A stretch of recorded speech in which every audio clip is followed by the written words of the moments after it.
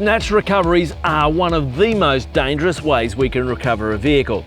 So in this video, I'm going to explore ways that we may be able to make it a little bit safer. Share this video with anybody you know who may need to do a vehicle recovery. So here we have a single air damper with no weight in the middle third of the strap. Now I'm going to up it and I'm going to have two air dampers, no weight on the strap. Now a single air damper with about 5 kilos of weight in the middle third.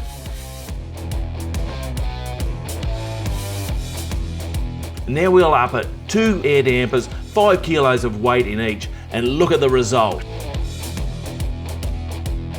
Impressive. Wow, absolutely destroyed the air damper. But you know what? It stopped the bow shackle before it got to my recovery point, and I would rather destroy an air damper than destroy somebody's life. So let me show you how we set up for that last demonstration. Firstly, each air damper had about 5 kilos of gravel inside the pocket. Second, we put this air damper as close to the rated bow shackle as we could. Now in my demonstration, I actually had a fuse there. You're obviously not going to do that.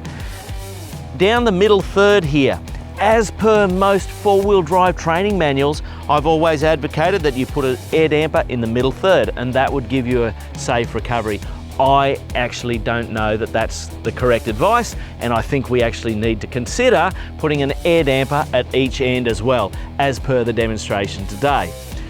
So I would suggest the safest recovery is going to be 3 air dampers loaded with about 5 kilos of gravel in each air damper, and that's going to give you a good result. But you decide. I'm Mad Matt. Stay safe on the trails.